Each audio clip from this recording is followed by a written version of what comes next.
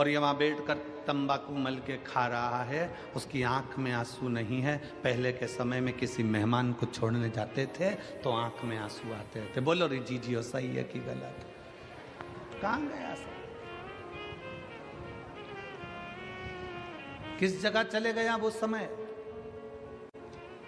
कहां पर पहुंच गया वो समय?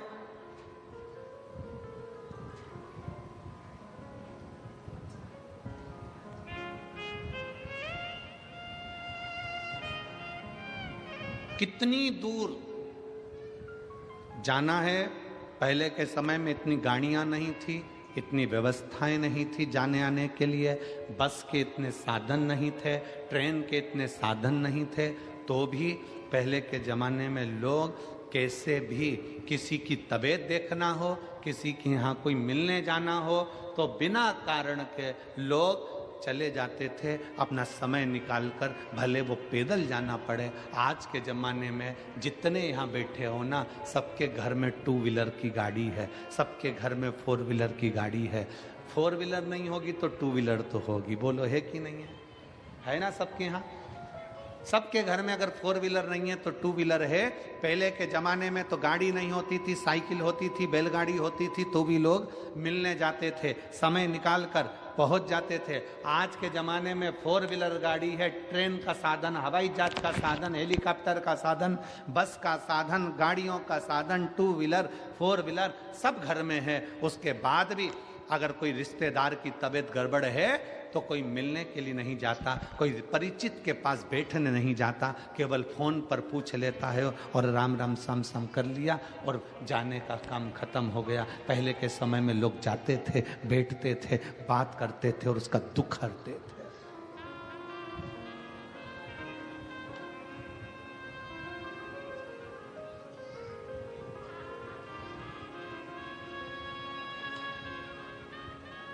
दुख हरते थे।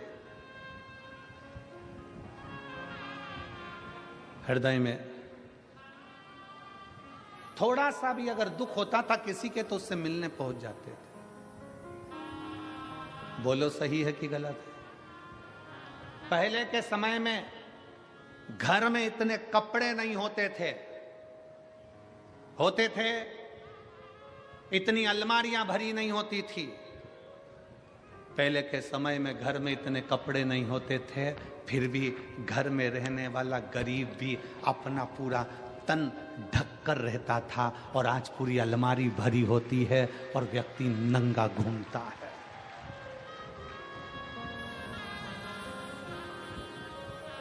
मेरी जितनी जीजियां बैठी है, जितने मेरे जीजा बैठे हैं, जितनी मेरी बेटियां बैठी हैं, जितने बेटा बैठे हैं, इन सबसे पूछूं, आपकी घर में अलमारी का एक खन, एक कपाट पूरा आपके कपड़ों से भरा हुआ है? एक नहीं, 2 भरे होंगे, और थोड़े बहुत तो खूंटी पे टंगे होंगे।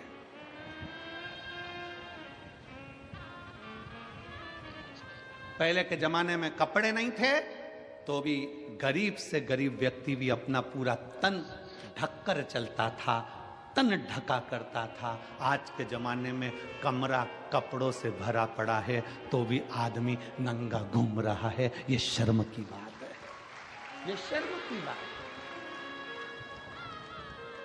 इतने कपड़े, एक से एक बढ़कर परिधान, एक से बढ़कर एक बढ़कर कपड़े।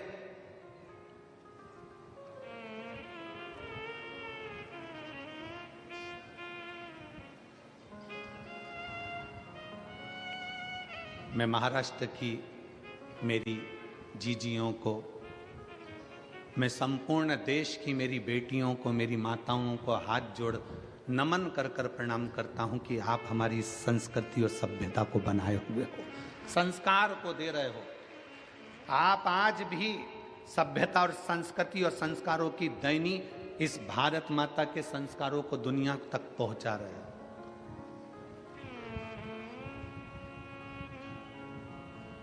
कितना बदलाव, कितना बदलाव।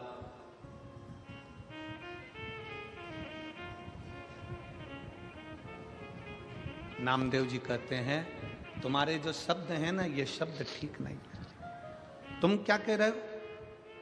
अगर ईश्वर है तो दिखता क्यों नहीं? ये तो पत्थर की मूर्ति है जिसका तुम गुणगान गा रहे हो, जिसका तुम विनय कर रहे हो। नामदेव जी ने कहा भगवान का शरीर पत्थर का है, पर इंसान का तो दिल पत्थर है।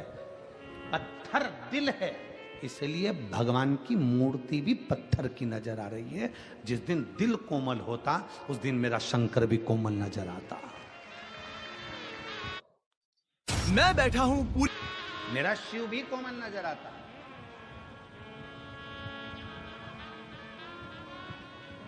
मेरा शंकर भी कोमल दिखता।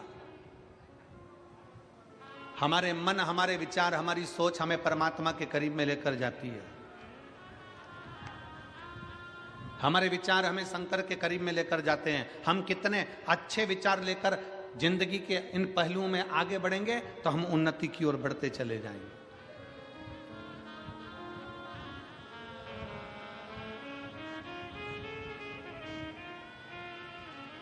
जितना अच्छा सोच सकते हो उतना अच्छा सोचो। जितना अच्छा विचार कर सकते हो उतना अच्छा विचार करो। परमात्मा ने, मेरे शंकर भगवान ने, मेरे भोलेनाथ जी ने, मेरे शंभू ने, मेरे त्रिकालदर्शी ने, मेरे महाकाल राजा ने, मेरे कुबेरेश्वर महादेव ने कुछ चीजें मनुष्य को फ्री दी है। पहले नंबर पर नींद परमात्मा ने फ्री दी है, इसका कोई पैसा नहीं लगता। रात को सो तो प्रेम से सो, चिंता छोड़कर सो। मेरे परमात्मा ने कुछ चीजें फ्री दी है। पहले नंबर पर नींद, दूसरे नंबर पर शांति। मेरे परमात्मा ने नींद अगर दी है और शांति मेरे परमात्मा ने दी है तो फ्री दी है। जिस दिन बन सके उस दिन शंकर की शरण में बैठना, उसका श्री शिवाय नमस्तुभ्यम का स्मरण करना, उस दिन शांति का अनुभव करोगे। आनंद मेरे भोले बाबा ने फ्री दिया है। अकेले भी रहो ना तो मुस्कुराते रहो। अपने कक्ष में दो जनी है ना, पति पत्नी है ना, थोड़ा मुस्कुराने की बात करा करो। पर जब जब पति घर दुकान से आया, ऑफिस से आया, तुम अपने दुकान से आई, तुम अपनी ऑफिस से आई, तुम अपने काम से आई, दोनों पति पत्नी जिस कमरे में पहुंचे हो उस कमरे को दुनिया के लोग कहते हैं गुरुजी पहले के समय में दशरथ जी के समय पर कैकेयी कोप भवन में जाकर बैठी थी। आज के जमाने में लोग अपने बंगले में कोप भवन नहीं बनाते, कोप गुस्सा करने का कमरा नहीं बनाते। हमने कहा पूरा बंगला ही कोप भवन होता है तो अलग से बनाने की जरूरत ही क्या होती है? अलग से कोप भवन बनाने की जरूरत क्या है? पूरा कमरा, पूरा महल, पूरा घर कोप भवन बना हुआ है। एक जगह पर सास रूठी बैठी है, दूसरी जगह पर जेठानी रूठी बैठी है, तीसरी जगह पर देवरानी रूठी बैठी है, चौथे कमरे में ननन मुंह फुला के बैठी है, पांचवें कमरे में काम वाली बाई चौकीदार ये मुंह फुलाए बैठे हैं, छठे नंबर पर सब्जी वाला आता है तो मुंह फुला के आता है, सातवें नंबर पर दूध देने वाला आता है तो बेल पे बेल बजाता है, आ रहे हो कि जाऊं, वो भी मुंह फुला कर आता है, और कचरे वाला आता है तो वो भी हारन बजा कर आता है, कचरा देना है तो दे, नहीं तो ये पड़ा मैं तो ये जाऊं। हर व्यक्ति मुंह फुला कर आता है। और बात करते हो कि दशरथ जी के समय पर एक कोप भवन था जिसमें कैकेयी बैठी थी। आज के जमाने में पूरा घर कोप भवन है। मेरा निवेदन है शंकर के परिवार को देखना। शंकर जहां रहते हैं, कैलाश पर रहते हैं, शमशान में रहते हैं, पर अपने परिवार के साथ आनंद में रहते हैं। पति पत्नी जिस कमरे में रहें उस कमरे से मोबाइल दूसरी अलमारी में बंद कर कर रख दो, और जितनी देर कमरे में रहो उतनी देर प्रेम से रहो। कौन किसकी सुन रहा है? पत्नी अपना मोबाइल लेके, पति अपना मोबाइल लेके उधर पड़ा, और दोनों को चर्चा करना चाहिए अपने बच्चों की लाइफ क्या बनाना है, अपने बच्चों को क्या कराना है, बच्चे कैसे आगे बढ़ेंगे, बच्चों को सर्दी हो रही है, बच्चों के साथ ऐसा हो रहा है, ऐसा विचार करना चाहिए। देखो अपनी बुआ की तबीयत खराब है, वहां चलकर देखना चाहिए। मामा जी का स्वास्थ्य खराब है, एक बार वहां चलना चाहिए। देखो दुकान से फुर्सत नहीं मिलेगी, आदमी मरते मर जाएगा पर उसे फुर्सत नहीं मिलेगी। इतनी बड़ी शिव पुराण सिरपुर में हो रही है और तुम दुकान खोलकर बैठे हो। कम से कम एक दिन तो दुकान में से निकालिए और सिरपुर की कथा में चलिए। ये अपने को कहना पड़ेगा। वो अपने मोबाइल में मस्त है, तुम अपने मोबाइल में मस्त हो, और पूरी जिंदगी बस ऐसे ही निकलती चली गई। और आखिरी में तुम भी रोते रहे, वो भी रोते रहे। पत्नी कहती रही ये मुझे टाइम नहीं देते। पति कहता है मैं टाइम दूं, मैं तो खुद समय निकाल के दुकान से जल्दी चले जाता हूं, पर जब जल्दी जाता हूं तब ये चंद्रघंटा और कुसमांडा बन जाती है। मैं तो खुद तकलीफ। कहां गया आनंद?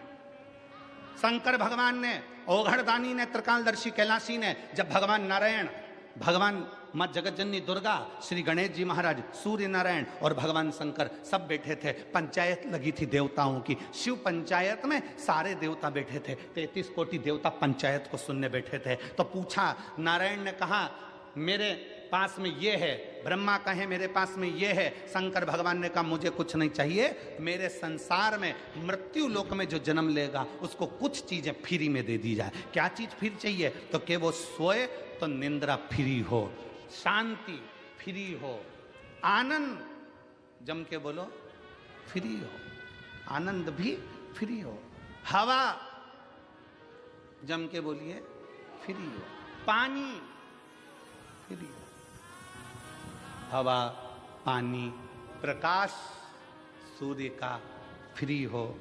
और शंकर भगवान से पूछा और क्या फ्री चाहिए? शंकर जी कहते हैं मनुष्य की श्वास भी फ्री हो, ये मानव की श्वास भी फ्री हो, इसकी कोई कीमत नहीं। शंकर भगवान से पूछा गया ये सब चीजें तुमने फ्री मांग ली है, पर इनकी कीमत कितनी है तुम्हें मालूम है? शंकर भगवान कहते हैं दुनिया के लोगों को मालूम पड़ेगा जब श्वास रुकेगी, तब मालूम पड़ेगा कि श्वास की कीमत कितनी है।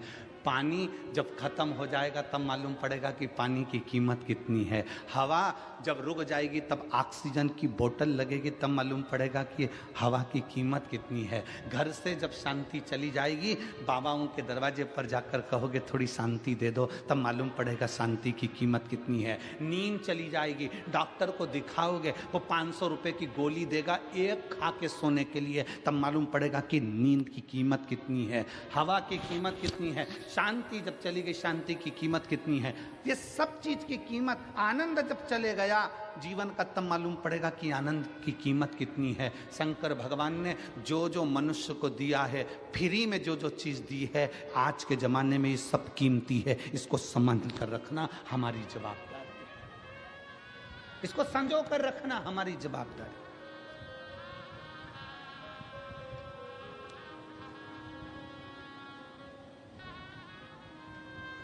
हम क्या दे रहे हैं?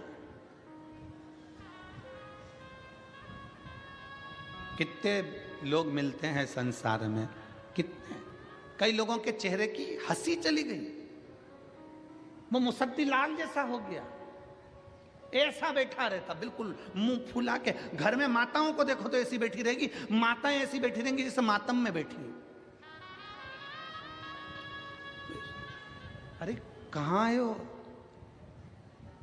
घर में बेटा आए ना, सबसे पहले चेहरे पर हंसी, माँ को, पत्नी को, भाभी को, बहन को, जितने घर में सदस्य होते हैं ना, एक दूसरे का चेहरा देखकर आते से ही मुस्कुरा दिया करो, आधा टेंशन करके बाहर चले जाएगा।